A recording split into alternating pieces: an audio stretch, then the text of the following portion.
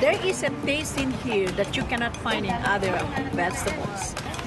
And the more you eat, the more it's become tasty and you keep on, asking for it. What this farmer in Hawaii is talking about is not a vegetable, it's a tree. And while Vicky Domingo says it has an unusual flavor, there's more to this tree than meets the taste buds. You keep on eating and eating and you can feel your body is more energetic, more healthy, and you can see the difference. You're not dropping, you keep on, just so active. You have to remove one by one like this. Domingo says she has grown this tree on her farm for more than 25 years. She harvests moringa twice a week all year round.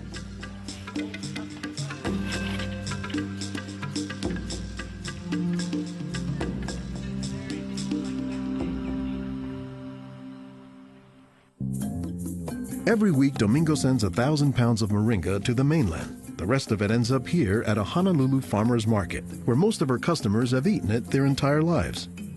Well, in the Philippines, it's a third country. In other words, not a rich country. We cannot afford to go to the doctor for medicinal purposes. So we use this in our daily lives so we can have more energy, more vitamins to supplement our daily nutrition in our body.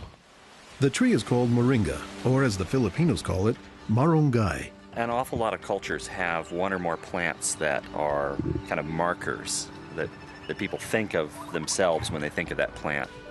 Dr. Will McClatchy is an ethnobotanist at the University of Hawaii. He studies the ways that humans interact with plants. If you drive around Honolulu here, you'll see a lot of houses have at least one marunggay in the yard, maybe a little forest of them, and that's a pretty good indicator that there's a Filipino family there. Jokingly, we say it our Filipino banner, which is our Filipino flag. Once you see this, that means, Filipino stays there. Domingo says there are many nutritional and medicinal uses for moringa. All parts of the tree are usable, from the roots to the stem, to the leaves, to the flowers, and to the pod. The roots, you can use that as a tea. And then the trunk, you can scrape it, squeeze it, get the juice, put in your cut skin, and your skin will heal. Some of this may be folktale, but some cultures have used moringa as a medicinal plant for thousands of years. McClatchy says moringa is worthy of its reputation as a tree with unusual nutritional properties. Thank you. Moringa is one of these trees that is a multi-purpose plant that fulfills such a high percentage of kind of basic needs that when people get used to using it, they really can't see what it's like to live without it. And many cultures don't. Today, moringa is used as a remedy and, in essence, a multivitamin in many of the world's warmest regions. Moringa is used widely in Africa and South Asia, and it's been introduced into South America and Central America, where it's also being used. So, this is not just a plant of a single community. We were just talking this morning with one of the owners of this plantation, and he was telling me how the last time he was here, he had a handful of moringa leaves and that he worked all morning on it and felt great. Dr. Mark Olson is a botanist and a leading expert on moringa. He teaches at Instituto de Biología, Universidad Nacional Autónoma de México in Mexico City. Here, he is visiting a new moringa farm about 2 hours outside the city limits. So they've just planted these here, and soon they'll be nice and big. Olson says that while moringa can grow in places like Mexico or Hawaii, the tree is native to arid subtropical regions, places like Africa and southern India, hot places where moringa has proven its persistence.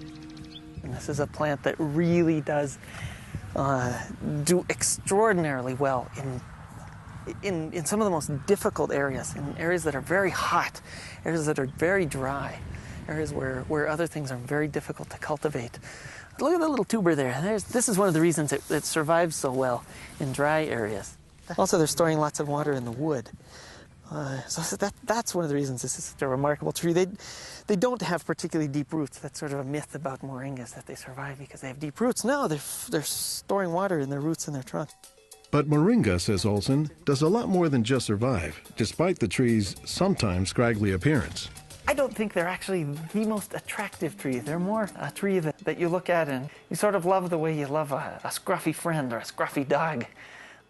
Because the branches sort of splay here and there, and they get burdened down with huge quantities of fruits on them. And that's actually what makes the tree so remarkable, is that it's such a generous tree. And that's because people have found multiple uses for so much of the tree, including its seeds. They're full of oil.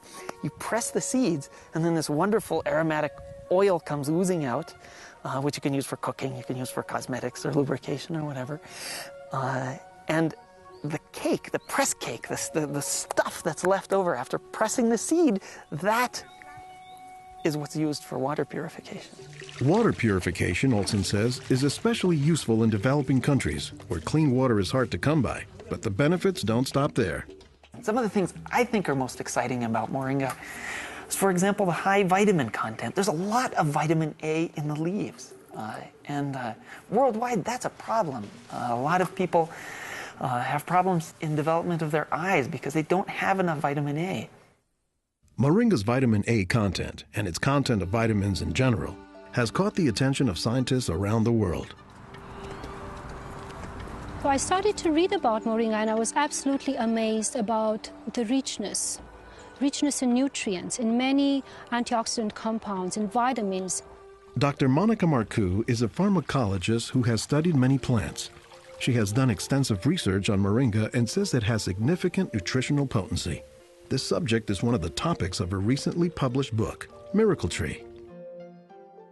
To me, it was just a natural pathway from my scientific background and my love for trees to writing this exciting book on one of the most exciting and extraordinary trees of our world. Marcoux spends much of her time looking at trees and plants, both as a pharmacologist and as an artist. While Marcoux, the nature photographer, is grabbing shots of plants, Marcoux, the pharmacologist, says she has a bigger concern. We are having an epidemic of cancer and cardiovascular diseases and many other chronic diseases. It's because we basically do not eat what we are supposed to eat. Most of the plants are famous for a particular type of nutrient, like for instance the orange or the lemon is famous for a high content of vitamin C. The spinach, for instance, on the other hand, is famous for its iron content. Moringa is very unusual because this single plant contains a wide variety of nutrients, but also in quite very high amounts. Marcoux says this concentration of nutrients combined with low calories and low sodium content makes moringa an ideal energy food or supplement that can help offset the typically unhealthy Western diet. Many of the Westerners are also deficient in antioxidant and anti-aging substances that are mostly found in plants. Antioxidants, according to the National Institutes of Health, protect the body's cells and may prevent cancer. And Marcoux says moringa is a treasure trove of antioxidants that happen to work hand in hand. Antioxidant substances and antioxidant vitamins work together in the body. For instance, it's known that selenium works better in the presence of vitamin E. Moringa has high amounts of selenium and has also vitamin E. While many plants contain antioxidants, Dr. McClatchy says that moringa is also high in the nutrients we usually associate with meat. Moringa is well known for being a good source of leafy green vegetable protein. And you don't get a lot of protein out of many vegetable foods other than like beans and things like that. So getting it out of the leaves is really a big deal. And while there are a few other plants like soy that are protein rich, Olson says moringa is special. I have a lot of food allergies. I'm allergic to wheat, I'm allergic to eggs. Soy tends to be a fairly highly allergenic food. It causes allergies easily in many people. We think that this is because of the form that some of the proteins are in soy. They're apparently in a form that's very simple and fairly easy for the body to assimilate in moringa. According to the United States Department of Agriculture, moringa contains 18 of the 20 amino acids, building blocks of proteins that are found in the human body. And, says Marcoux, moringa is one of the few plants that contains all of the essential amino acids. Moringa contains all the 9 essential amino acids that actually we cannot produce. Their presence, but also their ratio, is very beneficial, and it is estimated that this ratio is very good for absorption and for being bioavailable to our bodies. Further research is needed to establish the bioavailability of all of moringa's nutrients. But in some places, scientific studies may be too long a pursuit and take a back seat to a harsh reality. In most of sub-Saharan Africa, any baby has a 20% chance of dying before he reaches the age of 5. In some countries, up to 40%. And even those who survive past the age of 5, up to half or more will suffer from malnourished physical and mental development. C'est des lésions de malnutrition.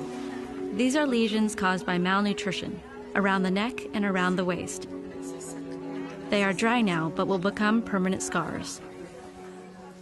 As the former regional representative for Church World Service in Senegal for 16 years, it was Lowell Fugley's mission to help local clinics develop ways to save children at risk to malnutrition. Having been born myself into a middle-class American family, I thought it was just by chance that I was born in these conditions and not in the condition of a poor African family in the bush of Africa and living a malnourished life. And so I have a certain obligation to share what I received. In his quest to combat malnutrition, Fugley came across moringa in the late 1990s. It contains more vitamins and minerals in various combinations than you find in any other possible vegetable. And I thought to myself, if this source of nutrition could be made available at the village level, then this could be a very effective tool in preventing malnutrition. What Fugley says he didn't know at the time was that the Senegalese people were already familiar with moringa. It was only through a Peace Corps volunteer working in forestry who told me that, oh, moringa is already growing in Senegal. Not only was it growing, the people had been using it for generations, only they didn't refer to it as moringa. They called it nebedai, which Fugley suspects comes from the English words never die, after the tree's resilience. I ask any Senegalese, do you know the nebedai tree?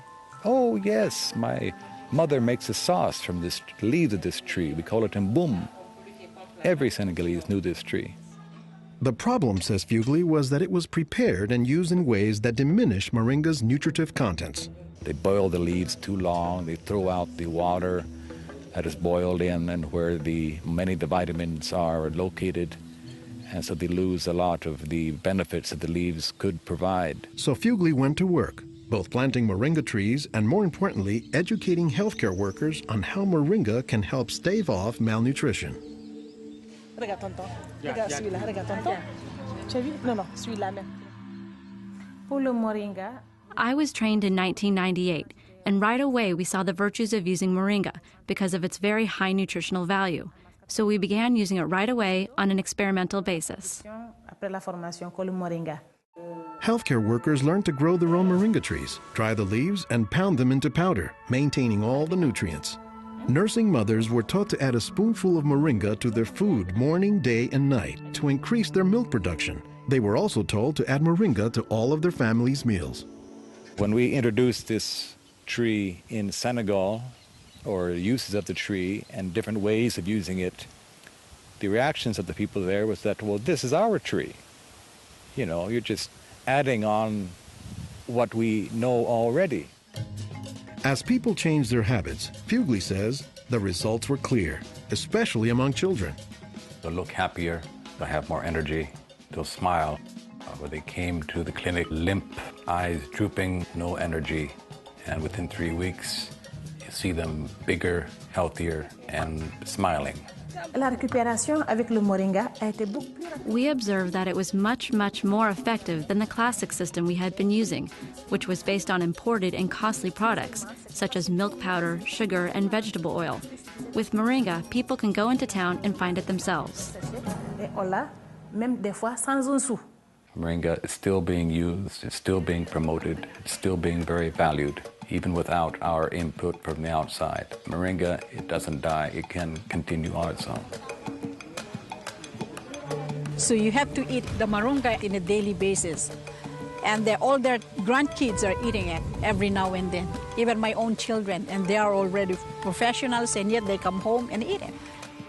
And while moringa is mostly considered an ethnic food, the trend, says McClatchy, is that more nutritious plants, like moringa, are finding their way into the mainstream. Our diets are pretty bad, although they are improving. But one of the reasons they're improving is because we're starting to adopt more and more of these kinds of plants.